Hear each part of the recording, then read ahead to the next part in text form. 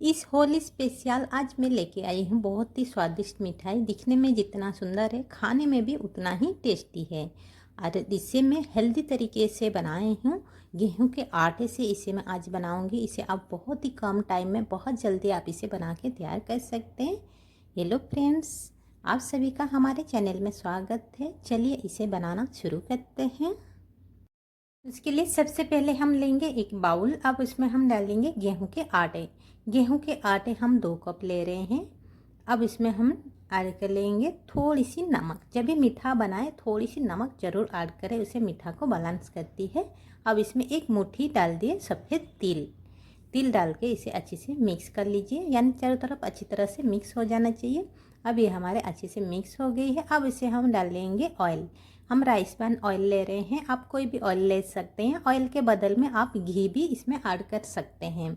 Add करने बाद इसे फिर अच्छी तरह से मैन कर लीजिए। इस मिक्सचर को कहते हैं मैन, कहना कहते हैं। इस तरह से अच्छी तरह से इसे मिक्स कर लीजिए। मिक्स करने बाद इस तरह से मुट्ठी करके देखिए, अगर मुट्ठी बन रही है तो आपके मैन परफेक्ट है। अब इसमें डाल दीजिए पानी। थोड़ा थोड़ा पानी डाल के जैसे हम नॉर्मल आटे वगैरह गूंथते हैं ना, सेम उसी तरह से इसे गूंथ के तैयार कर लीजिए। अब ये हमने आटे को गूंथ लिए हैं। अब इसे हम कवर करके रेस्ट करने के लिए छोड़ देंगे। अभी हमने गैस ऑन करके कढ़ाई गरम कर ले। अब उसमें हम डाल लें चीनी। चीनी हम ले रहे हैं 1 कप। अगर आपको जल्दी बनानी है चाशनी, तो गाढ़ी बनानी है, तो 1 कप में 1 कप ही पानी डालें। मुझे थोड़ी सी पतली चाहिए चाशनी, तो इसलिए मैं 2 कप इसमें पानी डाल के इसे उबालने के लिए छोड़ रही हूँ। जैसे ये उबालना शुरू हो जाए, इसमें थोड़ी सी टेस्ट के लिए हम डाल लेंगे 4-5 लौंग और 2-3 हरी इलायची। छोटी इलायची जो होती है ना, वो इलायची इसमें डाल देनी है और इसे उबालने के लिए छोड़ देंगे। और इसे उबाल लेंगे। अब जल्दी चाहते हैं तो जल्दी इसे उबाल के इसे गाढ़ी सी बना के तैयार कर लेनी है। इसे पतली सी चाशनी बना के तैयार करनी है। मुझे पतली चाहिए, तो इस तरह से आप कैंचू लीजिए। कैंचू से इस तरह से हाथ को लगा के देखिए, दोनों उंगली से थोड़ी सी बस चिपचिपाहटपन होना चाहिए। इतना हो गया है, इसे साइड कर लेंगे। एक बाउल लिए, उसमें हम ले रहे हैं गेहूं के आटे 2 चम्मच। उसी चम्मच से हम ले रहे हैं घी। घी हम ले रहे हैं 2 बड़े चम्मच। और इसमें और थोड़ी सी घी डाल के इसे फिर और 2 चम्मच इसमें ऐड कर ले। 2 चम्मच ऐड करने बाद फिर इसे अच्छी तरह से मिलानी है। जैसे क्रीम वगैरह हम बनाते हैं ना, सेम उसी तरह से क्रीम की तरह इसे बना के तैयार कर लेने। इसे अच्छी तरह से मिक्स कर लीजिए। मिक्स कर लीजिए जब तक ये क्रीम की तरह ना बन जाए, तब तक इसे मिक्स करके तैयार करनी है। ये टमाटर तैयार है। और ये हमने लिया है गेहूं के आटे, जो हमने गूंथ के रखा था, दोबारा इसे गूंथ लेनी है। अब इसका लोइयाँ हम तैयार कर लेंगे। जितने बड़े बड़े आप रोटी बनाते हैं ना, सेम उसी तरह से लोइयाँ बना के इसे तैयार कर लीजिए। और ये देखिए, हमने इसी तरह से सारे लोइयाँ बना के तैयार कर लिए हैं। अब एक लोई लेंगे और उसमें थोड़ी सी ऑयल डाल देंगे। ऑयल थोड़ी सी डाल के इसे हम बेल लेंगे। जैसे हम रोटी वगैरह बेलते हैं, नॉर्मल रोटी, सेम उसी तरह से इसे भी बेल के तैयार कर लेनी है।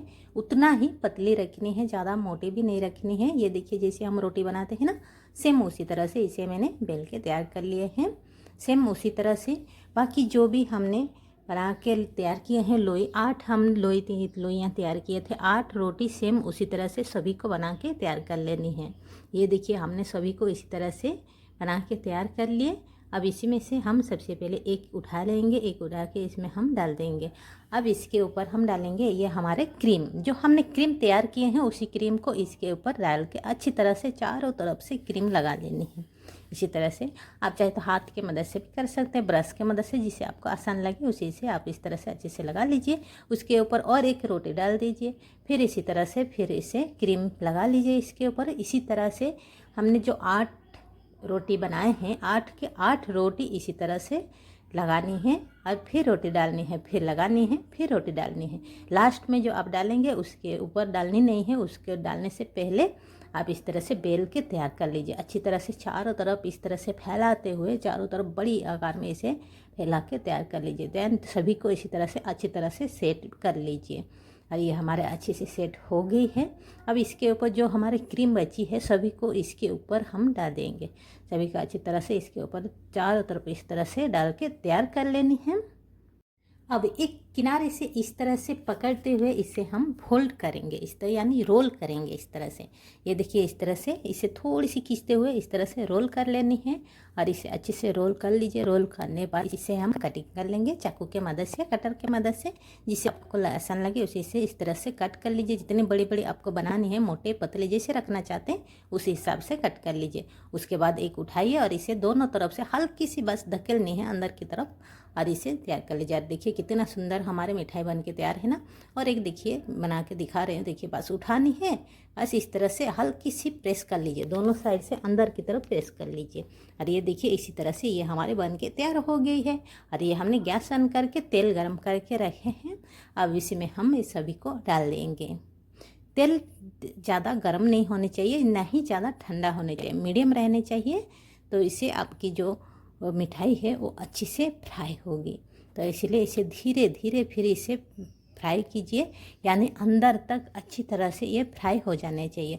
जब आप इसे फ्राई करें तो मीडियम फ्लेम या लो फ्लेम इसे रखें। हाई फ्लेम में अगर रख लेंगे तो ऊपर आपकी पक जाएगी लेकिन अंदर अच्छे से पकेगी नहीं और क्रिस्पी भी बनेगी नहीं। तो इसीलिए धीरे धीरे पकने दीजिए, लो फ्लेम में इसे धीरे धीरे पकने दीजिए। उसके बाद इसे थोड़ा जो देखेंगे हल्की सी गोल्डन ब्राउन कलर जब हो जाए इसी तरह से, तब इसे निकाल लीजिए। और ये देखिए हमारे भी कितना अच्छे से फ्राई हो गई है ना, कितना सुंदर भी लग रहा है। या देखिए इसी तरह से सभी को फ्राई कर लेने हैं। और ये हमने इसे कुछ फ्राई किए हैं तो उसी को हम जो चाशनी बना के रखे हैं चाशनी में इसे डाल देंगे। और इसे दोनों तरफ पलटते हुए पलटते हुए दोनों तरफ अच्छी तरह से चाशनी में डुबा दीजिए। इस तरह से सभी को एक एक करके पलटते हुए इसके अंदर हम डाल लेंगे। अगर आप ज़्यादा बनाना चाहते हैं तो ज़्यादा चाशनी करके इसमें डाल दीजिए। हमने चाशनी भी थोड़ी बनाए हैं और थोड़ी सी इसमें बना के तैयार किए हैं। तो अब इसे इस तरह से बनाने के बाद इसे गर्म या ठंडी होने के बाद इसे परोसिए। जैसे भी आपके मन है उस हिसाब से इसे बना के खाइए। आप इसे एक बार बनाएंगे ना, महीने भर रखेंगे तो भी ये बिल्कुल ख़राब नहीं होगी। आप इसे कैंटीना में भर के रख लीजिए, ऐसे ही नॉर्मल रख लीजिए, ये ख़राब नहीं होती है। आप इसी तरह से बनाइए और खाइए और होली का आनंद लीजिए। आई होप कि मेरी वीडियो आपको अच्छी लगी होगी, हेल्पफुल होगी। तब तक हमारे चैनल को लाइक, सब्सक्राइब, शेयर और बेल आइकन बटन का दबा दीजिए ताकि हमारे नोटिफिकेशन सबसे पहले आपके पास पहुंच जाए। फिर हम मिलते हैं और एक नए वीडियो के साथ। हमारे वीडियो देखने के लिए थैंक यू सो मच।